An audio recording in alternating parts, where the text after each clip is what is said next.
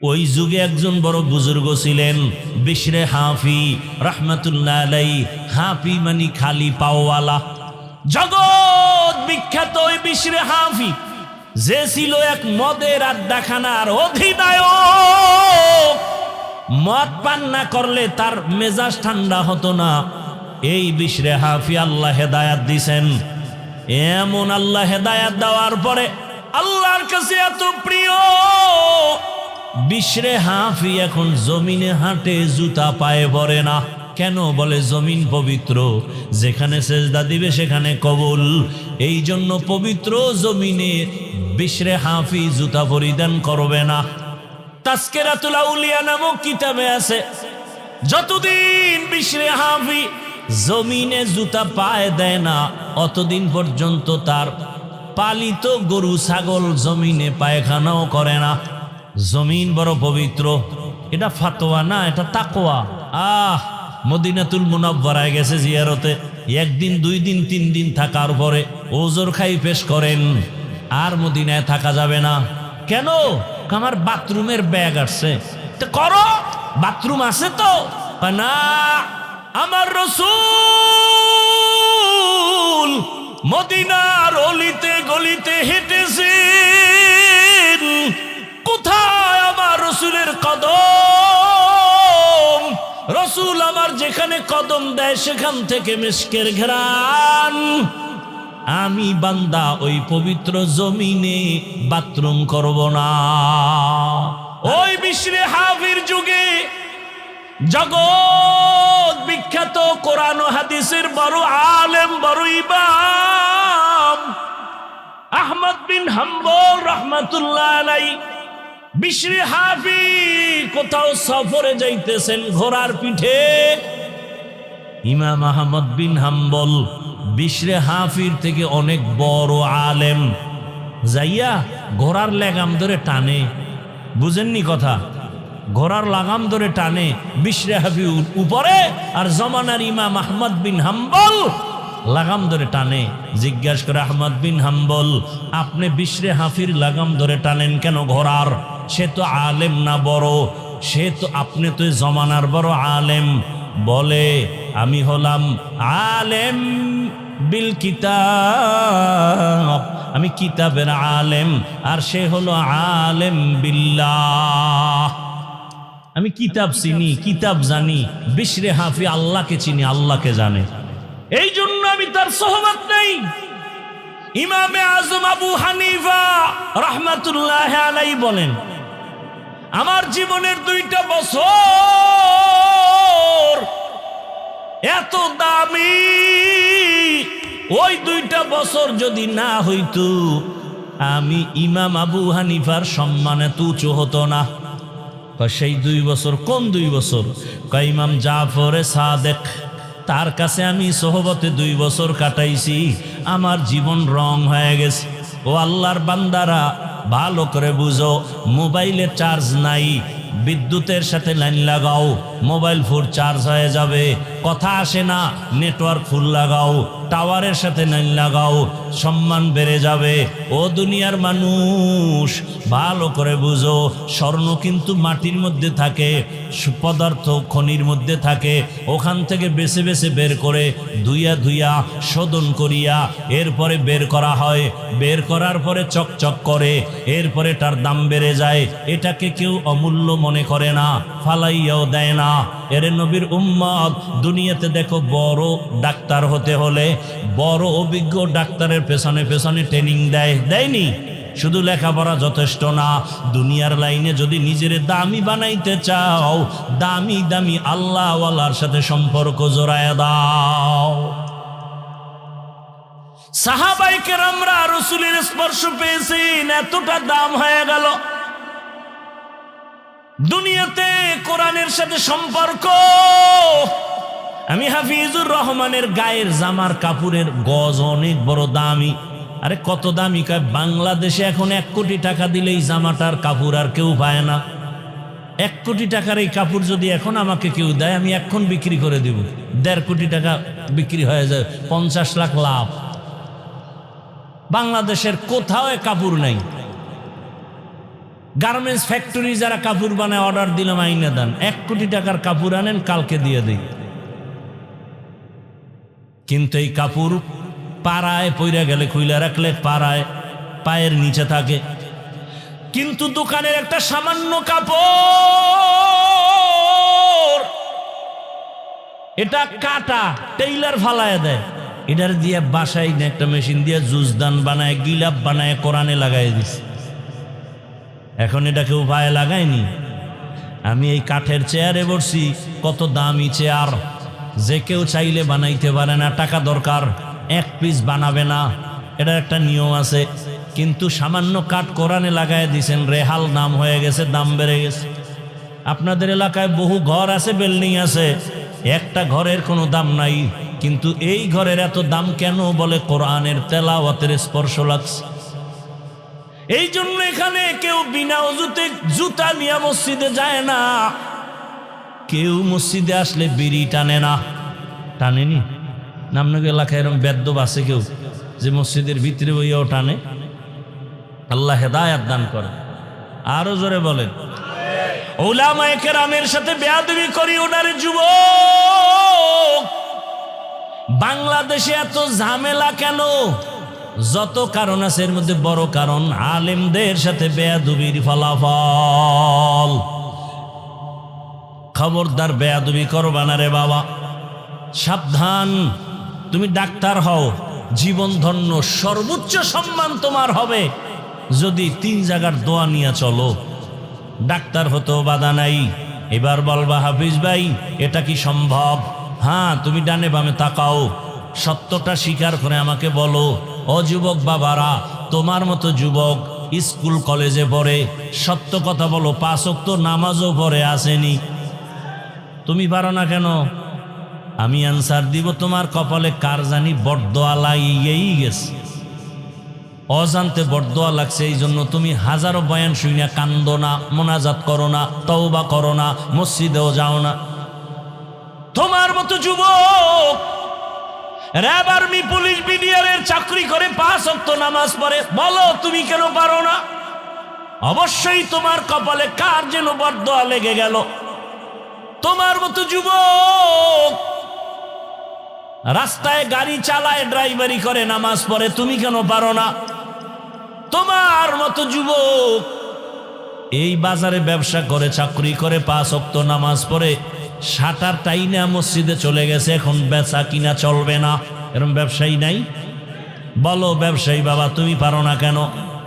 তোমার মতো যুবক নদীর মধ্যে মাছ ধরে, নামাজ ছাড়ে না, রিক্সা চালায়, নামাজ ছাড়ে না, জমিনে কৃষি কাজ করে, গামছা বিছাইয়া নামাজ পড়ে, নামাজ ছাড়ে না, বলো বাবা তুমি পারো না কেন? পর্দার আড়ালের আম্মা জানেরা, বোনেরা, আপনাদের কত ধন্য জীবন। খাজা মঈনুদ্দিনের কথা মনে আসেনি? বলছিলাম মা কি কইছিল, তুমি যত হাসো বাহাদুরি তোমার না আমার। মা বলেছিলেন, রে মঈনুদ্দিন, তুই যদি আমার গর্বে যেদিন আসছো, আমি মা ঘুমাইতাম না, রব্বে কারিমের দরবারে কান্না করতাম, হে মালিক আমার গর্বের সন্তান তোমার ওলি বানায় পাঠাও। দুনিয়াতে আসার পরে আমি মা তোরে যতদিন দুধ পান করাইছি রে সন্তান, 1 ফোঁটা দুধও বিনা উজুতে আমি তোর মুখে দেই নাই। কেমন মা 1 ফোঁটা দুধও বাচ্চার মুখে বিনা উজুতে দেয় না? এই সন্তান জগৎ বিখ্যাত, আল্লাহওয়ালা হবে না তো কার সন্তান হবে? ও আমার যুবক বাবারা, পর্দার আড়ালের মা বোনেরা, আপনাদের এলাকায় এখনো বহু মা আছে, বহু বোন আছে, বেপর্দায় চলে না, নামাজ ছাড়ে না, মোবাইলে সময় নষ্ট করে না, স্বামীর মাল নষ্ট করে না, খেয়ানত করে না। আম্মা জান আপনি কেন পারেন না? আজকে এই মাদ্রাসার কতজন ছাত্র পাগড়ি দেওয়া হইল? হ্যাঁ, 37 জন ছাত্রকে পাগড়ি দেওয়া হলো। ছোট ছোট বাচ্চা, এদের সিনার মধ্যে আল্লাহর কোরআন জমা হয়ে গেছে। ও পর্দার আড়ালের মা, খবর নিয়ে দেখেন, এ যারা পাগড়ি নিয়েছে ওই ছেলেদের বাবারা কোটিপতি না।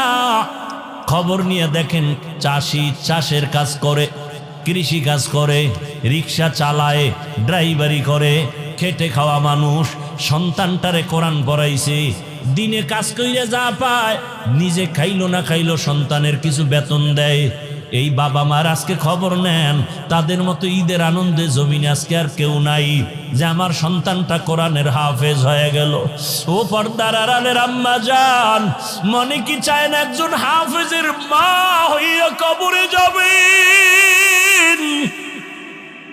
একজন আলেমের মা হইয়া কবরে যাবেন, একজন আদর্শ সন্তানের মা হয়ে কবরে যাবেন।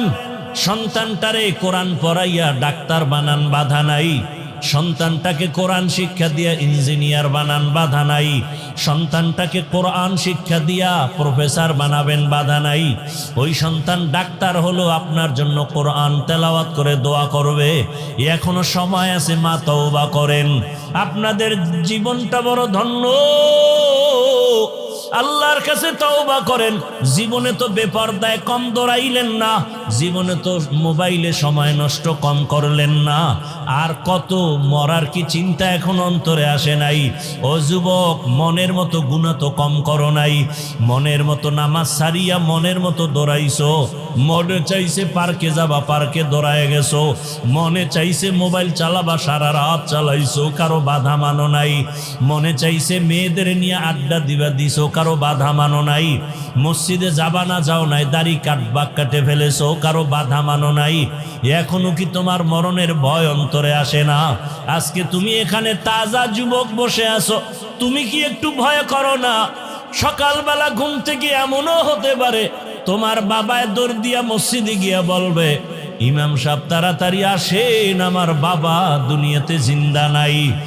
মা একটা চিৎকার দিয়া বলবে, তোরা কই,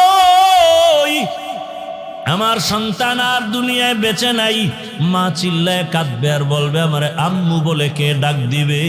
ও আল্লাহর বান্দারা, কেউ ডাক দেখবা, কেউ দৌড়াবে কাফন কেনার জন্য, বাবায় বলবে কেউ যা কবর খনন করার জন্য, আবার কাউকে পাঠাবে গরম পানি কর, আবার ছেলের চির বিদায়ের গোসল দেওয়া হবে। কেউ যাবে বাঁশবাগানে কবর খনন করার জন্য। রে যুবক, এরে কয়দিন আগে দেখছো বিদেশ থেকে টাকা নিয়ে আসছে, গাড়ির মধ্যে ছেলে মেয়ে সহ বাড়ি যায়, রাস্তায় বাড়ি যাওয়ার আগে পানির মধ্যে পইরা মহিলাও মারা গেছে, বাচ্চাও মারা গেছে। দেখো নাই? এরে আল্লাহর বান্দা, এই তো দুনিয়া। ওই বিদেশি লোকটা হাউ মাউ করে কান্না করে, আমার জীবনটা শেষ হয়ে গেল, আমার কোলে বাচ্চাটাও মারা গেল, আমার সামনে স্ত্রীও মারা গেল, বাসা পর্যন্ত যেতে পারলাম না। কিসের যৌবনের বাহাদুরি করো? পানির মধ্যে তাকায় দেখ যুবকের লাশ, ঘুমের বিছানায় তাকায় দেখ লাশ, গাড়ির নিচে যুবকের লাশ। ওরে মায়ের কান্না শুরু হয়ে যাবে, তাকাইয়া দেখবি রে যুবক, আপনজনের আইসা তোর গায়ের গেঞ্জিটা বেলেট দিয়া কেটে কেটে রাখবে।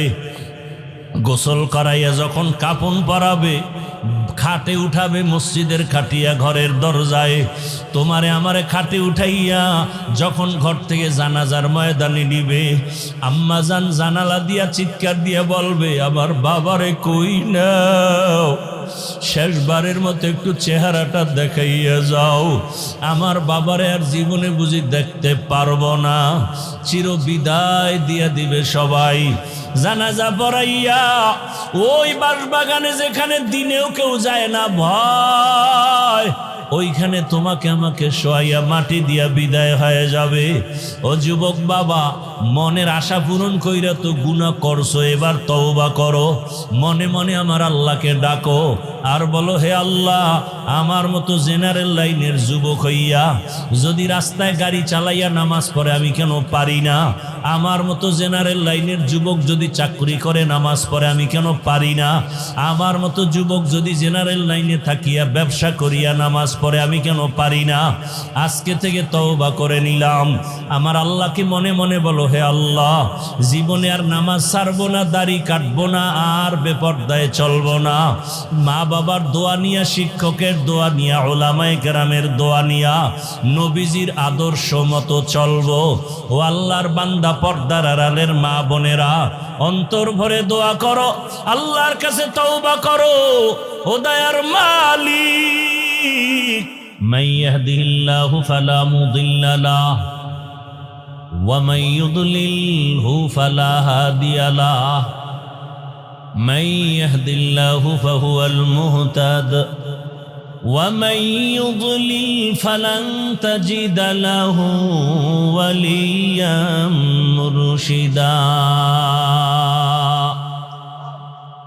আল্লাহ যাকে হেদায়েত দিবেন সে পেয়ে যাবে। যার কপাল বড় খারাপ, হেদায়াত পাবে দূরের কথা, হেদায়াত পাওয়ার মতো কোনো মুরব্বিও পাবে না, মুর্শিদ পাবে না। হেদায়াত বড় কঠিন জিনিস। যেই রহমতের নবীকে এক নজর দেখলে জাহান্নামের আগুন হারাম, যেই রসুলের দিকে একটা নজর দিলে 7 দিন পর্যন্ত পেটে ক্ষুধা থাকে না, সেই রসুলকে 13 বছর পর্যন্ত দেখলো, বয়ান শুনলো, কালেমা পড়ে নাই। কয় বছর দেখছে? এরপরও কালেমা। এত বড় তাজা বেঈমানের নাম জানেন? হ্যাঁ, এর নাম কপাল। এর নাম কি? অন্যদিকে 27 বছরের এক যুবক হাতের মধ্যে তরবারি নিয়ে দৌড়ায়, রহমতের নবীকে জবাই করবে। কয় বছরের যুবক? রহমতের নবীর চেহারা দেখা মাত্র তরবারি ফেলায় বলে, রসুল কালেমার পতাকা গলায় লাগায় দেন, বেয়াদবি মাফ করে দেন। 13 বছর দেখছে, বয়ান শুনছে, এক জায়গায় বসে রসুলের সাথে খাইছে কালেমা, এর নাম কপাল। 27 বছরের যুবক রসুলকে জবাই করতে রওয়ানা, মুহূর্তে কালেমা পড়ে তরবারি নিয়ে দাঁড়ায় গেছে। মুহাম্মদের বিরুদ্ধে কথা বললেই তরবারি। নাম কি? নাম কি? বয়স কত? এর নাম কি? কপাল। এই বাড়ির থেকে আসছো আর শুনতে, কপাল খারাপ, প্যান্ডেলে ঢুকতে পারো নাই। কোথায় তারা?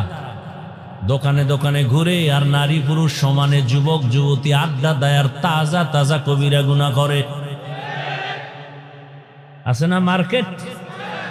এটা বেহেশতের বাগান, প্যান্ডেলের বাইরে জাহান্নামের বাগান। পরীক্ষা চলতেছে।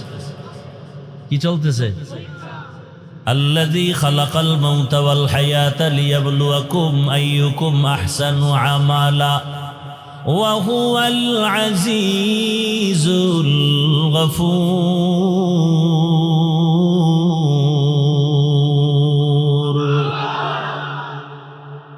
পরীক্ষা কি কঠিন পরীক্ষা জানেন? মহিলাও ডানে বামে হাঁটতেছে, পিছনে নারী, ডানে নারী বামে নারী, চারিদিকে বাইতুল্লাহ দাঁড়ানো। দেখছেন নি কারবার? আল্লাহর ঘর কাবা, বাইতুল্লাহ তাওয়াফ করে সবাই, ডানে মহিলা, বামে মহিলা, সামনে মহিলা, পেছনে মহিলা।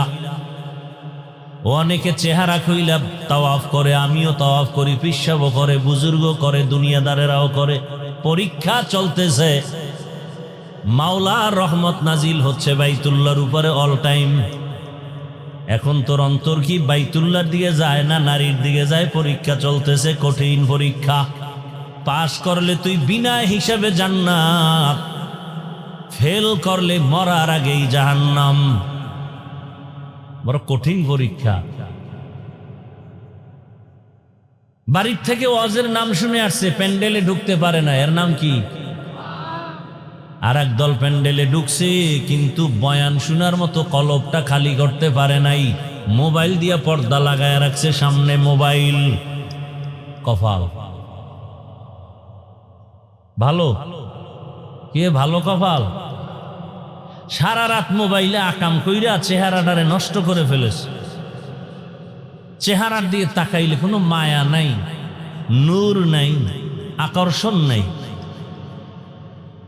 ঘরে ঘরে, রুমে রুমে জেনা, চোখের জেনা, কানের জেনা, হাতের জেনা, জবানের জেনা, মোবাইলের দ্বারা। আব্বাও করে, আম্মাও করে, ভাইও করে, বোনেও করে। রুমে রুমে জেনা চলতেছে, সারা রাত কোনো ঘুম নাই। কখন 2টা বাজলো খবর নাই, হঠাৎ করে শুনে ফজরের আজান, মোবাইলটা ফালায় ঘুম। ওই ঘুমের মধ্যে আল্লাহর গজব আসা দরকার ছিল, শুধু মুহাম্মদের উম্মত হওয়ার কারণে আল্লাহ গজব দেন নাই। সুস্থতা বড় জীবনের বড় এক নেয়ামত।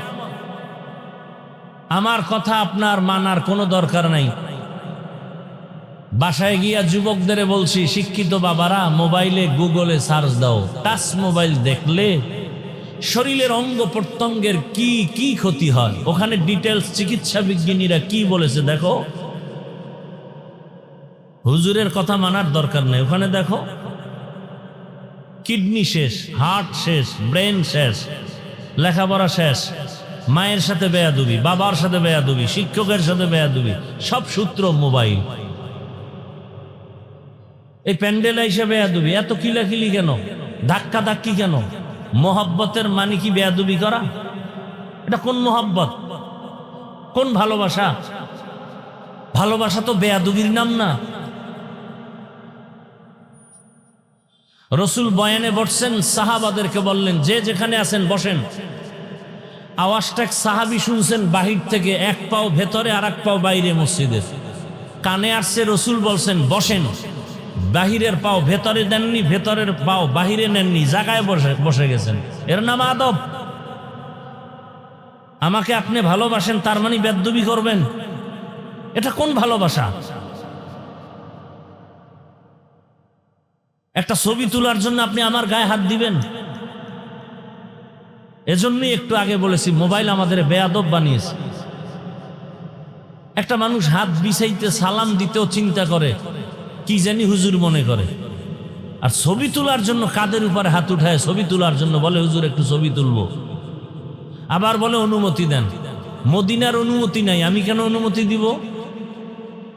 সারা দুনিয়ার ওলামায়ে কেরাম একমত, সরকারের প্রয়োজন ছাড়া, শরীয়তের ওজোর ছাড়া এমনিই ছবি তোলা স্পষ্ট কবিরা গুনাহ, হারাম। বহু ওলামায়ে কেরাম এখানে আছেন, পারলে বলুক আমার ফতুয়া উল্টা পাল্টা, তওবা করে নেই।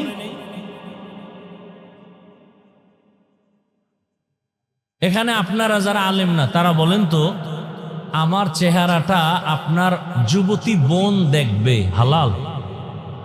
সত্য কথা বলেন, আপনার দিল কি বলে? হালাল। তো কেন করবেন এগুলো?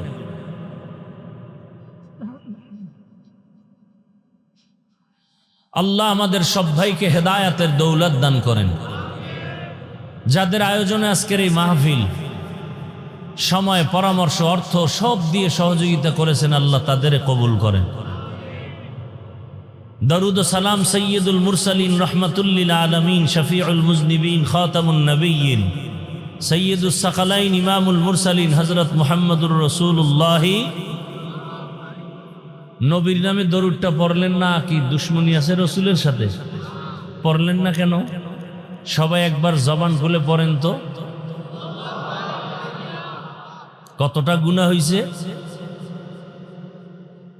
বরং 3টা পুরস্কার পাইছেন একবার বলার কারণে। কয়টা? 10টা গুনাহ মাফ, 10টা নেক যোগ হয়েছে।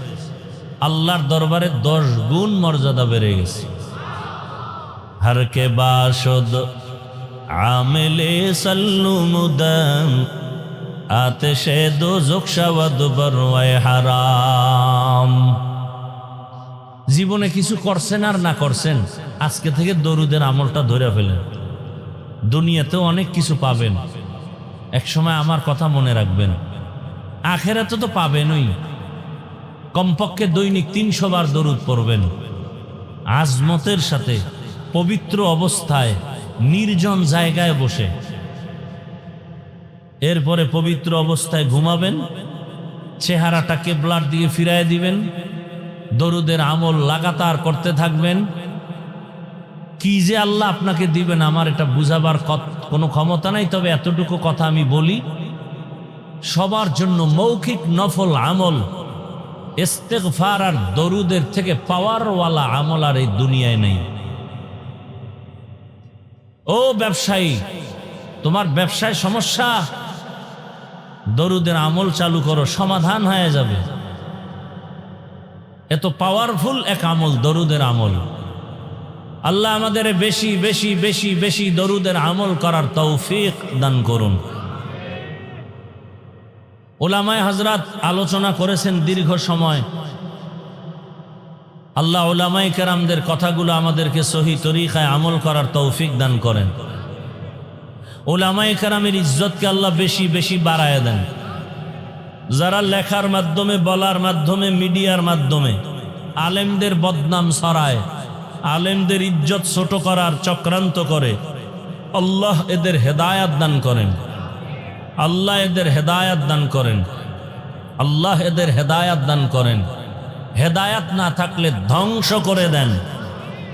কিয়ামত পর্যন্ত আর নবীজি এসে আমাদের বয়ান দিবেন না, নাকি আপনাদের এখানে আসবেন?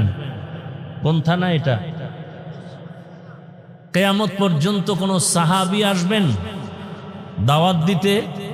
কিয়ামত পর্যন্ত কোন আইম্মায়ে কেরাম আসবেন না? ইমাম বুখারী, ইমাম মুসলিম, ইমাম তিরমিজি, ইমাম আবু হানিফা, ইমাম শাফিঈ কেউ আসবেন? বড় বড় বড় বড় আউলিয়ায়ে কেরামদের যারা চলে গেছেন আবার আসবেন? কিয়ামত পর্যন্ত এই জাতিকে ভালো করে বুঝেন, কিয়ামত পর্যন্ত এই জাতিকে দুনিয়াতে শান্তির, নিরেট শান্তির পথ দেখাবে, নির্ভেজাল বিনা হিসাবে জান্নাতের গ্যারান্টি দেওয়ার পথ দেখাবে একমাত্র উলামায়ে কেরাম, আর কেউ না। কারা? দুনিয়ার শান্তির পথ কি উলামায়ে কেরামদের কাছে আছে? শান্তির পথ দেখানোর কি রাস্তা নাই? উলামায়ে কেরাম যে পথ দেখাবেন কি বাবার কথার থেকে না কোরআন হাদিস থেকে? সবাই সত্য কথা মানেন আর না মানেন, স্বীকার করেন। কোরআন এবং হাদিস বা ইসলাম আছে, দিল থেকে বলেন, তাল মিলেন আছে সব লাইনের। শুধু রাষ্ট্রীয় সমাধানটা নেই, আছে তো কেন বলেন ইসলামের রাজনীতি নাই? আপনি এই কথা বলার দ্বারা তো প্রমাণ হয় যে ইসলাম, কোরআন সব দিক থেকে পূর্ণ, রাজনীতি বা রাষ্ট্রের ব্যাপারে কোরআন শরীফ অপূর্ণাঙ্গ, দুর্বল। আল্লাহ সবাইকে হেদায়াত দান করুন। আল্লাহ তো এই পথ দেখাবে উলামায়ে কেরাম। এজন্য উলামায়ে কেরামের জন্য দোয়া করি। আন্তর্জাতিক এক চক্রান্ত আর ষড়যন্ত্র চলতেছে উম্মতের অন্তরে আলেমদের প্রতি ঘৃণা জমানোর জন্য। কারণ আপনারা যদি আমাকে ঘৃণা করেন, আমার বয়ান আর শুনবেন না। আমার প্রতি আপনাদের খারাপ ধারণা আসলে আমার পেছনে আর নামাজ পড়বেন না। ইসলাম বন্ধ করো বলতে হবে না, এই আকাম করলে অটো ইসলাম বন্ধ হয়ে যায়। দেখেন না, সব উলামায়ে কেরাম আমরা খুশি। দেশের যে পরিস্থিতি, এই মুহূর্তে একটা সুযোগ ইসলামের জন্য। কিন্তু এটা মুখেই বলি, বাস্তবে সব দ্বিমুখী দৌড়াচ্ছি। এবং আলেমরা যেন এক না হয় এজন্য কোটি কোটি টাকা ব্যয় করা হচ্ছে এদের পেছনে, যে আলেম যেন এক না হয়। আলেম ওলামা এক হয়ে গেলে নাস্তিকদের ঘুম হারাম। দুর্নীতিবাজ আর দুর্নীতি করতে পারবে না। কারণ আলেম ওলামারা উম্মতের দায়িত্ব নিলে কিছু হোক না হোক এদেশে কোনো জুলুম হবে না। জালেমরা পছন্দ করে না, দুর্নীতিবাজরা চায় না এদেশে ইসলাম আসুক। দেখেন না নেতারা স্টেজে কত বক্তব্য দেয়, এই হুজুরগো বয়ান শুনলে হবে না, আমল করা লাগবে। কারণ মাঠের থেকে আপনারা কেন বলেন না যে আপনার আমলের দাড়ি কই? মানে আপনাদের বলে বলে ইসলাম ছাড়া শান্তির ধর্ম আর কোথাও নাই। বলে ঠিক, সে মানে? বলেন মানে না কেন? দুনিয়ার সবাই জানে ইসলাম শান্তি দেয়, মানে না কেন? তার মন মতো আকাম করতে পারবে না, এজন্য মানে না। দেখেন হুজুরগো অনেকে ভালোবাসে, কিন্তু হুজুরগো ক্ষমতায় আসতে দিবে না। মহিলারাও না আইলি হাত মুজা পরাইব, পায়ে মোজা লাগাই দিব, দরকার নাই হুজুর গো হাদিয়া জনমের মতো দাও, ভালোবাসা দাও, ফল ফুরুট যা চায় দাও, কিন্তু ক্ষমতায় আনতে গেলে ঝামেলা। এখন কিছু কিছু হুজুর চিন্তা করে তাহলে ইসলামটারে আরো হালকা বানাই, যে তুমি যা করবা এটাই ইসলাম, কোনো কঠিন কিছু নেই। কত দিকের মুসিবতে যে আমরা পড়ে আছি আর কোনো শেষ নাই। বাইতুল্লাহ গেলাম, রসুলের রওজা মোবারকে গেলাম, সেখানে সারা দুনিয়ার কত লাইনের মুসলমান নামাজে দাঁড়ানো। কাউকে দেখলাম পাও কেবলার দিকে দিয়া টান টান হয়ে ঘুমাচ্ছে, একামত হয়ে গেছে, নামাজে দাঁড়ায় গেছে, আর দিল পরিষ্কার, উজু লাগবে না। আর একজনকে দেখলাম নামাজে দাঁড়ায় মোবাইল আসছে বের করে কথা বলতেছে, কথা বললাম মোবাইল রেখে দিয়েছে, নামাজ যায় নাই, কারণ দিল ঠিক। আর একজনকে দেখলাম বুকে হাত বাঁধা, কেউ সাইডে দিয়ে দাঁড়ায় রয়েছে, হাত বাঁধেই না। কেউ বুকে বাঁধলে হাত নাবির নিচে ওলারা বেজার, নাবির নিচে হাত বাঁধলে বুকে যারা বাঁধে এরা বেজার। একজনের কথা আমার বান্দারই দরকার নাই, সাইডে দিয়ে খাড়ায় দেয়। তুই মক্কায় অবস্থা আছে না নাই? আছে। একজনকে দেখলাম সেজদায় যাওয়ার আগে, এবার দেখিস কপাল এই একটা কি যেন পকেট থেকে বাইর করে এই পরিমাণ, এটা কপালের নিচে দিয়ে সেজদা দেয়। খবর নিয়ে দেখলাম ওদের অন্তরের আকীদা হইল ইবলিস সেজদা দিয়ে জমিন নাপাক করছে, এই জন্য জমিনে দেয় না, একটা কাঠের টুকরা রাখে পাতলা, ওইটার উপরে দেয়।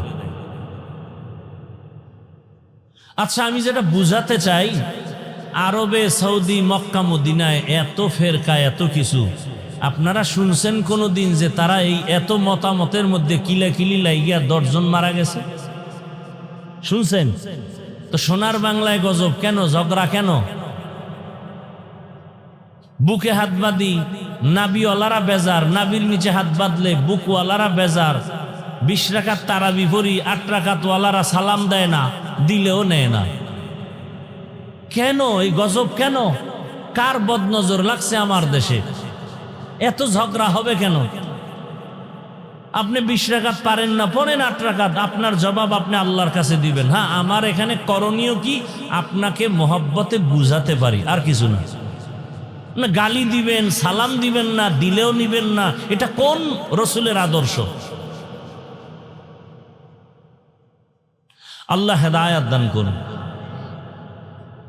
যাই হোক, অনেক কথা বলে ফেললাম। বয়ান যতটুকুই করব শুধু আপনাদের ধৈর্যের উপরে। উঠবেন, আস্তে হাত উঠে মোনাজাত দিয়ে চলে যাব। কোরআনে হাকিমের এক আয়াত পড়ছি, রসুলের একটি হাদিসের অংশ পড়েছি, তরজমাটা বলে নেই, এরপরে কিছু ব্যাখ্যা।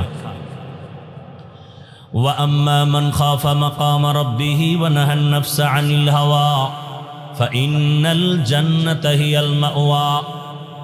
আল্লাহ বলেন, হাসরের ময়দানে আমার আদালতে দাঁড়াইয়া হিসাব দেওয়ার ভয়ে দুনিয়াতে যারা জিন্দা অবস্থায় নিজেকে গুনাহ থেকে বাঁচায় রাখবে, আমি আল্লাহ ওয়াদা করলাম তাকে বিনা হিসাবে জান্নাত দিব। নবীজি বলেন, ইত্তাকিল মাহারিম তাকুন আবাদান নাস।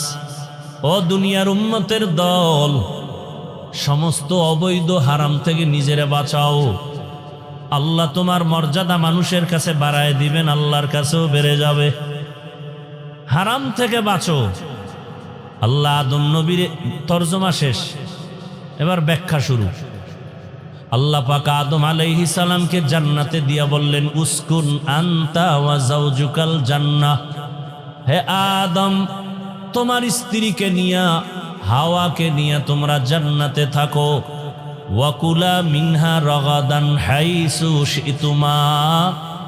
মনে যা চায় গুরু আর খাও। খুব খেয়াল করিয়েন, ওয়ালা তাকরাবা হাযিহিশ শাজারা ফাতাকুনা মিনাজ জালিমিন। একটা গাছের দিকে ইশারা করে বললেন, ওই গাছের কাছেও যাইবা না, যদি যাও সীমা লঙ্ঘনকারীদের অন্তর্ভুক্ত হয়ে যাবে। খুব খেয়াল করছেন আপনারা? আদম নবী জান্নাতে থাকবে, মনে যা চায় খাও। একটা গাছের দিকে ইশারা করে বললেন, ওখানে যাবাই না, কেন? ওই গাছটার মধ্যে কি আগুন ছিল? না। গাছটা কি কাঁটাওয়ালা? না। গাছের ফলে কি বিষ? বলে না। ফলটা ভিটামিন যুক্ত, শরীরের জন্য ভালো। নিষেধ করলেন কেন? আল্লাহ বলেন, আমি কিয়ামত পর্যন্ত একটা বিধান কায়েম করার জন্য নিষেধ করেছি। বাবারে যেমন বিধান দিয়েছি, সন্তানেরও সে একই বিধান। ও দুনিয়ার আদম সন্তান, ক্ষুধাও আছে, খানাও আছে, তবে কিয়ামত পর্যন্ত এই বিধান তোমাকে ফলো করে চলতে হবে যে খানা সব আমার আছে হালাল, সামনে খানাও রেডি, ক্ষুধাও আছে। খাওয়ার আগে চিন্তা করবা কোনটা আল্লাহর হুকুম আছে, কোনটায় নাই। এই চিন্তা সব সময় করবা। স্বাধীন জিন্দেগি ভালো না। রাস্তার মধ্যে বহু কুকুর ঘুরে, কোনো দাম নাই। মালিকের শিকল লাগানো কুকুরটার অনেক দাম।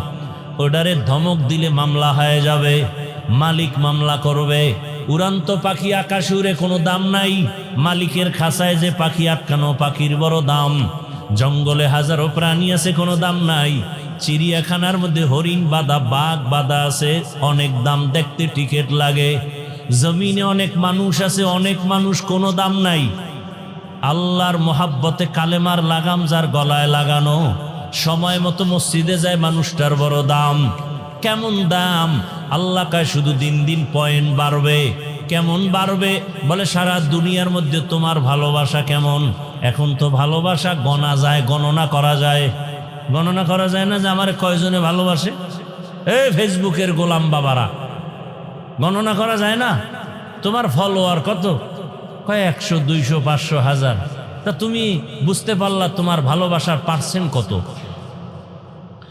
তোমার কত পার্সেন্ট তোমাকে ভালোবাসে? আল্লাহ কয় তোরে আজকে 500 মানুষ ভালোবাসে। যদি তুই আমারে মোহাব্বত কইরা চলো, তোরে আরো মানুষ ভালোবাসবে। আজকে তোরে শুধু হুজুর ভালোবাসে। আমারে যদি মোহাব্বতের নজরে দেখিয়া ভালো আমল করো, চলো, যারা হুজুর না তারাও তোরে মোহাব্বত করবে। আরো তুই বিনয়ী হয়ে চল, আমল বাড়া, আরো মর্যাদা বাড়বে। বলে কেমন? এখন তোরে মুমিন ভালোবাসে, কিছুদিন পরে বেঈমানরাও তোরে স্যালিউট দিবে, তুই যা বলবি মেনে নিবে। খাজা মঈনুদ্দিনের ইতিহাস পড়ো। ভারতের জমিনে মদিনাতুল মুনাওয়ারা থেকে দাওয়াত দিতে আসছেন। মদিনাতুল মুনাওয়ারা থেকে ভারতের জমিনে ঘুরে ঘুরে কালেমার দাওয়াত। লক্ষ লক্ষ বিধর্মী তার হাতে কালেমা পড়েছেন।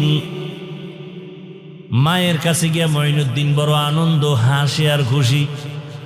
আম্মা জান বলেন, মঈনুদ্দিন এত হাসো কেন, আনন্দিত কেন? কয় আম্মা জান, ভারতের ভেতরে অনেক মানুষ আমার হাতে কালেমা পড়েছে, লক্ষ লক্ষ লক্ষ লক্ষ। মা কয়, এটা তোর বাহাদুরি কি? আসলে সব বাহাদুরি আমি মায়ের। কার? খাজা মঈনুদ্দিন চিশতি আজমিরি বলেন, মা তোমার কিসের বাহাদুরি একটু বলো। মা বলে, সন্তান, আমার গর্ভে তুই যখন আসছো, আল্লাহর জাতের কসম, আমি এক রাত ঘুমাই নাই, সেজদায় পড়ে মালিকের দরবারে কান্না করেছি। ও দয়ার মালিক, আমার গর্ভের সন্তানকে তোমার ওলি হিসাবে তুমি পাঠাও। দোয়া না করলে হবে? ইব্রাহিম নবী দোয়া করেন, রব্বি হাবলি মিনাস সালিহিন। আল্লাহ বলেন, ফাবাশশারনাহু বিগুলামিন হালিম। দোয়া বড় দামি এক সম্পদ। আদ-দুআউ হুয়াল ইবাদাহ। রহমতের নবী বলেন, দোয়া হলো আলাদা একটা স্বতন্ত্র ইবাদাতের অংশ। এরে নবীরা আশিক, তাহলে তোমাকে দুনিয়ার সব বেঈমানরাও ভালোবাসবে। কয় আরো কি মর্যাদা বাড়বে নাকি? বলে হ্যাঁ, আরো আমল বাড়াও, মর্যাদা বাড়বে। বল কেমনে? এখন তোমাকে জগতের মুমিন বেঈমান সবাই ভালোবাসে, কিছুদিন পরে দেখবা তোমার উপরের ভালোবাসা বেড়ে যাবে, উড়ন্ত পাখিও তোমারে ভালোবাসবে। নদীর মাছ তোমারে ভালোবাসবে, জঙ্গলের প্রাণী তোমারে ভালোবাসবে। তখন তুমি বাঘের সাথে কথা বলবা, বাঘ শুনবে, পাখিরে কথা বলবা, পাখি শুনবে। এরকম ঘটনা জমিনে আছে না নাই? খাকো বাদ আবো আতিশ বান্দান বামানো তু মুর্দা বাহক জিন্দান। উজানি একটা জায়গা আছে, কচুয়া থানা, চাঁদপুর জেলা, কুমিল্লার পার্শ্বে। এর পার্শ্বে আর একটা জেলা আছে, নোয়াখালী। নোয়াখালী জমিনের এক সন্তান, কোটিপতির সন্তান, বাবায় টাকার বালিশ বানায় ঘুমায়, বলতে গেলে এই পরিমাণ টাকা। এর সন্তান কোন এলাকা? নোয়াখালী। বাবার টাকা পয়সা বাদ দিয়া বের হয়ে গেলেন ঘর থেকে। না, টাকা পয়সা দরকার নাই, এক টানে চলে গেলেন ভারতে, দেওবন্দ। মাওলানা হলেন, কেরাতে সাবা পড়লেন। এরপরে রশিদ আহমদ গঙ্গুহি দরবারে গেলেন, সেখানে বায়াত গ্রহণ করলেন। তাসকিয়ার সবক নিয়া বাইতুল্লাহর পার্শ্বে গেলেন, পার্শ্বে এক মসজিদ একটু দূরে, ওখানে গিয়া তেলাওয়াত শুরু করলেন। মক্কার মানুষ বড় আশেক হয়ে গেল। হুজুর আপনার বাড়ি কই? কয় বাংলাদেশ। আপনার তেলাওয়াত এত মজা লাগছে, আমাদের মসজিদে আপনি ইমামতি করেন। ইমামতিতে রাজি হয়ে গেলেন। কিছুদিন পরে বিবাহের প্রয়োজন। সৌদি আরবের মানুষ এতটাই পাগল হয়ে গেল, মেয়েকে বিবাহ দিবেন, তবে শর্ত বাংলাদেশে নেওয়া যাবে না। এই শর্তে বিয়া হয়ে গেল। বিবাহ করার পরে কিছুদিন থাকলেন। রশিদ আহমদ গঙ্গুহি চিঠি লিখলেন, ও বাংলাদেশের কারি ইব্রাহিম, বাংলাদেশে গিয়া তাড়াতাড়ি খেদমত শুরু করে দাও। হজরতের চিঠি পাইয়া বিবিকে বললেন, যাবা নাকি থাকবা? শর্ত তো না নেওয়ার। বলে আমি যাব। পরিবারের অনুমতি নিয়ে দেশে আসলেন। নোয়াখালীর জমিন বাদ দিয়া চাঁদপুর জেলার কচুয়া থানা, ওখানের এলাকার একটা নাম উজানি। হিন্দুদের মালিকানা, বিশাল বড় জঙ্গলওয়ালা জমিন খরিদ করলেন। করার পরে ভেতরে পরিচ্ছন্ন করার জন্য ঢুকলেন। গিয়া দেখে একটা গম্বুজ দেখা যায়। গম্বুজের ভেতর একটা বাঘ তার বাচ্চাকে দুধ পান করায়। ওই গম্বুজটা এখনো আছে। উজানি গেলে দেখবেন বিশাল বড় মসজিদের দক্ষিণ পশ্চিম কর্নারে ওই গম্বুজ। কারি ইব্রাহিম কয়, রে বাঘ, বনিয়াদম এখানে সে থাকবে, তুমি তোমার গন্তব্যে চলে যাও। কারি ইব্রাহিমে কথা বলা মাত্র কুমিল্লা জেলার একটা থানা আছে লালমাই। লালমাই থানার পাশে একটা পাহাড় আছে, লালমাই পাহাড় বলে। বলতে বলতেই বাঘ তার বাচ্চা কাঁধে নিয়ে লালমাই পাহাড়ে রওয়ানা। আপনি মাথা পাগল হয়ে যাবে, এটা কেমন করে সম্ভব? আপনি বলবেন এটা হতেই পারে না। আল্লাহ কয়, আমার কুদরতের দ্বারা সম্ভব। আল্লাহর কাছে মানুষের থেকে প্রিয় কোনো বস্তু নাই, প্রাণী নাই। আর মানুষের মধ্যে আল্লাহর কাছে সবার থেকে দামি, ইন্না আকরামাকুম ইনদাল্লাহি আতকাকুম, যারা আল্লাহর মহাব্বতে তাকওয়ার উপরে চলে তারা আল্লাহর কাছে দামি। এইবার যারা একটু মাস্তানি ভাব নিয়ে বলে তোমরা এই কথা মানি না, শিরিক করছো, আপনার কাছে আমার বিনয়ের প্রশ্ন জবাব দিয়া তারপরে যাইয়েন। আপনারাও জবাব দেন, আপনাদের গ্রাম অঞ্চলে গরু দিয়া চাষাবাদ করেনি? করে? যারা চাষি গরুর হাল চাষ করে এরা কত ডিগ্রি পাস? BA pass? সাধারণ মানুষ, তাই তো? কথা বলেন না কেন? সাধারণ মানুষ। আচ্ছা আমাকে বলেন, সত্য কথা মানেন আর না মানেন স্বীকার করবেন তো? আচ্ছা, ওই যে চাষি গরুটারে নিয়ে চাষ করে, গরুরে যখন বলে গরু দাঁড়া, কথা শুনে? গরুরে যদি বলে ডানে যা, যায়? বামে যা, যায়? মাঠের মধ্যে 500 হাঁস পানির মধ্যে ওরা ঘুরতেছে, হাসতেছে, খেলতেছে। সন্ধ্যাবেলা মালিক মহিলা যখন ডাক দিছে, 500 হাঁসগুলো খোলামেলা অবস্থা থেকে বন্দি খাঁচায় আসে? আসে? তো একটা চাষির কথা যদি গরু শুনে, তাকওয়াওয়ালার কথা বাঘ শুনবে না কেন? এটা বুঝার মতো তোমার মেমোরি নাই, জিবি হ্যাং হয়ে গেছে, কপাল পুড়ছে তোমার। আল্লাহ হেদায়াত দান করুন। আউলিয়ারা কারে উকবা ইখতিয়ার, জাহেলারা কারে দুনিয়া ইখতিয়ার। খারাপ লাগতেছে আপনাদের? আল্লাহ তাআলা বলেন, আম্মা মান খাফা মাকাম রাব্বিহি ওয়া নাহান নাফসা আনিল হাওয়া ফাইন্নাল জান্নাতা হিয়াল মাওয়া। হাসরের ময়দানে আল্লাহর আদালতে দাঁড়াইয়া হিসাব দেওয়ার ভয় অন্তরে জমা করিয়া যারা দুনিয়াতে গুনাহ ছেড়ে দিবে, আল্লাহ ওয়াদা করেছেন আমি তাকে বিনা হিসাবে জান্নাত দিয়ে দিব। জান্নাতে যাইতে চাননি কি আল্লাহর বান্দারা? যাইতে চান? হিসাব দিয়া না হিসাব ছাড়া? আল্লাহ সবাইকে কবুল করেন। তা আল্লাহ কি বলছেন? গুনাহ থেকে নিজেকে বাঁচায় রাখো। গুনাহ থেকে বাঁচার উপায় কি? গুনাহ থেকে বাঁচার জন্য দুই দিকে দুই মেডিসিন লাগবে। যেমন গুনাহ করে ফেলেছেন এরকম লোক এখানে নাই। হাতের গুনাহ, চোখের গুনাহ, জবানের গুনাহ, অন্তরের গুনাহ করে ফেলেছি, শয়তানের দোকায় গুনাহ করেছি, এখান থেকে কেমনে বাঁচবো? আবার সামনে যতদিন আমি হায়াত পাইব গুনাহ যেন আর নতুন করে না হয়, জবানের দ্বারা যেন গুনাহ না হয়, হাতের দ্বারা যেন গুনাহ না হয়। সামনের জীবনে গুনাহ থেকে বাঁচবো কি করে? দুই গুনার থেকে বাঁচার জন্য দুই মেডিসিনের প্রয়োজন। মেডিসিনটার নাম হলো আল্লাহর ভয়। কার ভয়?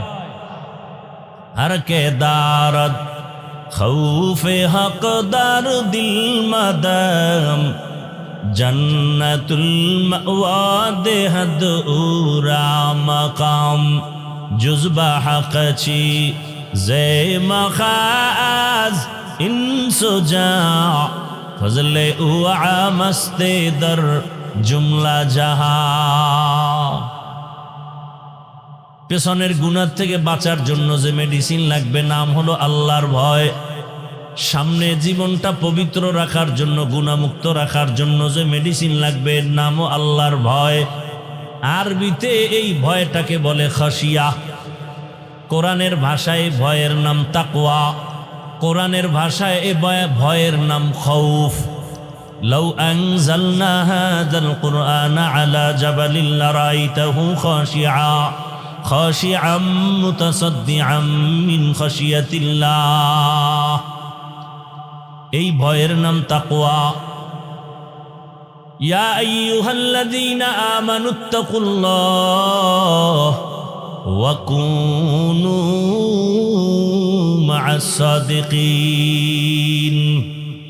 আল্লাহ কয় আমাকে ভয় কর। ইন্নামা ইয়াখশাল্লাহা মিন ইবাদিহিল উলামা। জমিনের মধ্যে যারা আসল উলামা তারা আল্লাহকে ভয় করবেন। খাশিয়াও মানি আল্লাহর ভয়, তাকওয়াও মানি আল্লাহর ভয়, খাউফুন মানি আল্লাহর ভয়। অতীতের গুনাহ থেকে বাঁচার জন্য আল্লাহর ভয় অন্তরে জমা করো। ভয়ের নাম খাশিয়া। সামনের জীবনে যেন গুনাহ না হয় এজন্য যেই ভয়টা লাগবে ওই ভয়ের নাম তাকওয়া। পেছনে আল্লাহর ভয় নিয়ে তওবা করো, সামনে যেন তোমার আমার দ্বারা গুনাহ না হয়। জীবনে তো গুনাহ কম করো না এরে যুবক বাবা। ও আমার যুবক, গুনাহ করতে করতে করতে করতে চেহারাটা নষ্ট। এত গুনাহ জীবনে করেছে রে বাবা। আমি এতক্ষণ আপনাদের যে বয়ান শুনাইতেছি একবারও কিন্তু বলি নাই সবাই গুনাহ সারিয়া স্কুলে যারা আসো স্কুলে তালা দিয়া মাদ্রাসায় যাও। একবারও বলি নাই তাবলিগে যাও। একবারও বলি না আমার মতো হুজুর হও। একবারও বলি নাই তুমি পীরের কাছে যাও। কি বলতে চাই ভালো করে শুনো হে যুবক বাবারা, দুনিয়াটা কিছুই না। তুমি স্কুলে পড়ো, আমি হাফিজুর রহমান তোমাকে সাহস দিয়া যাই, দোয়াও করে যাই। স্কুল ছাড়িও না, কলেজ ছাড়িও না। বান্দা তুমি ওখানে লেখাপড়া করো, চাকরি যারা করেন ওখানে চাকরি করেন, ব্যবসা যারা করেন করেন। চাকরিও ছাড়তে হবে না, ব্যবসাও ছাড়ার প্রয়োজন নাই। বরং আমি পরামর্শ দিব, ওখানে থাকিয়া জান্নাতের পথটাকে বেছে নেওয়ার চেষ্টা করেন। এখন বলবেন, স্কুল কলেজে পড়িয়া জান্নাত পাওয়ার পথ কেমনে পাই? চাকরির রাস্তায় থাকিয়া কেমনে পাই? ও আমার যুবক, তোমাকে আমি কলিজা দিয়া দোয়া করে গেলাম, তুমি স্কুল কলেজে লেখাপড়া করে ডাক্তার হও, দোয়া করি তুমি ইঞ্জিনিয়ার হও, তুমি প্রফেসর হও। দোয়া করে গেলাম, আমি হাফিজুর রহমানের দোয়া কবুলের গ্যারান্টি নাই। তবে ময়দানে বহু আল্লাহর বান্দা আছে যাদের আমিন ফেরত যাবে না, আমিন ফেরত যাবে না। এমন আল্লাহর বান্দা আছে না নাই? বহু আল্লাহর বান্দা আছে। ও যুবক, তুমি প্রফেসর হও, দোয়া করি তুমি এমপি হও, মন্ত্রী হও, তুমি ওসি হও, ডিসি হও, এসপি হও। তবে ছোট একটা সতর্কতা, বেয়াদব হইবা না। কি হইবা না? বেয়াদব হইবা না। বলতে পারো হাফিজ ভাই, ডাক্তার হব বেয়াদব হব না, তার ব্যাখ্যা কি? ভালো করে শুনো রে বাবা, 3 জায়গায় বেয়াদবি করবা না, করলেই মরার আগে তুমি পঙ্গু। ভালো করে মনে রাখিস যুবকেরা, ভালো করে পারলে লিখে রাখ ভালো করে। 3 জায়গায় বেয়াদবি করলে মরার আগেই বিচার শুরু। 1 নাম্বার জায়গা মা বাবা, 2য় জায়গা তোমার শিক্ষক, 3 নাম্বার জায়গা উলামায়ে কেরাম মুরব্বী। আল্লাহর জাতের কসম, যদি মা বাবার সাথে বেয়াদবি করে বরদোয়া নেও, খোদার কসম জীবনে তোর মরার আগে জীবনটা ধ্বংস হয়ে যাবে। মরবি না, মরার আগে শাস্তি পাবি বিছানায় শুয়া, মানুষের জুতার বাড়ি খাবি। 2 নাম্বার, শিক্ষকের যদি বেয়াদবি করে কোনো বরদোয়া নাও, লেখাপড়ার জিন্দেগি তোর ধ্বংস হয়ে যাবে। 3 নাম্বার, উলামায়ে কেরামের পরামর্শের বাইরে গিয়া যদি বেয়াদবি করে বরদোয়া নাও, হাত উঠাইয়া বরদোয়া করা লাগে না, তোমার আচরণে দিলে কষ্ট লাগছে, নিঃশ্বাস ফেলছি, এটাই তোর গজবের জন্য যথেষ্ট। হাত উঠাইয়া বরদোয়া করতে হয় না, হাত উঠাইয়া দোয়াও করা লাগে না। মায়ের এমন একটা কথা বলছো, মা চোখের পানি ছেড়ে দিছে, তোর কপাল ধ্বংস হওয়ার আর কিছু বাকি নাই, আর কোনো আলাদা কিছুর দরকারও নাই। এরে আমার কলিজার যুবক, মা বাবার দোয়া নিয়ে সামনে আগাইও, শিক্ষকের দোয়া নিয়ে আগাও, উলামায়ে কেরামের দোয়া নিয়ে সামনে আগাও। যদি 3 জায়গার দোয়া থাকে, তোমার জীবন সফল, ডাক্তার হলো তোমার জীবন ধন্য। আর যদি বেয়াদবি করে ডাক্তার হও, তাসনিমা নাসরিনের মতো জুতা খেয়ে দেশ থেকে পালিয়ে যেতে হবে।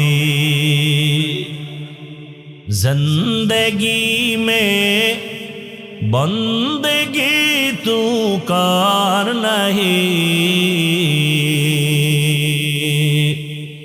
जिंदगी में बंदगी तू कर नहीं,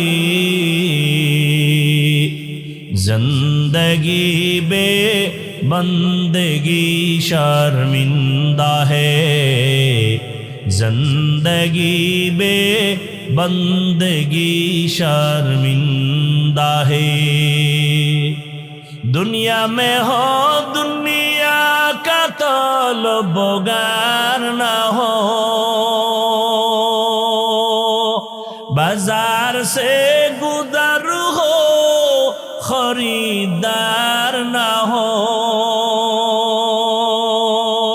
ये दुनिया एक मिसल कागज फूल है, ये दुनिया एक मिसल कागज फूल है। जिंदगी में बंदगी तू करना है, जिंदगी बे बंदगी शर्मिंदा है, जिंदगी बे बंदगी शर्मिंदा है, जिंदगी में बंदगी कुन बंदगी, बंदगी बे जिंदगी शर्मिंदगी। কয় জায়গার থেকে দোয়া লাগবে? এক নাম্বার জায়গা মা বাবা, দ্বিতীয় শিক্ষক। আল্লাহর কসম, শিক্ষকের যদি বরদোয়া লাগে লেখাপড়া ধ্বংস। রাস্তায় চলতে গিয়া বহু তোমার মতো যুবক দেখি অর্ধুলাঙ্গ পাগল, কিন্তু ইংলিশে কথা বলে। এমন পাগল দেখছেন নি? রাস্তার পাগল কেমনে কথা কয়? ইংলিশ। আবার এক পাগল দেখলাম আরবিতে কথা বলে। আরে পাগল হইয়া কি আবার ইংলিশে কোচিং করলো নি? কয় না না, তো ব্যাপার কি? বলো শিক্ষকের সাথে বেয়াদবি করে পাগল হয়ে গেছে।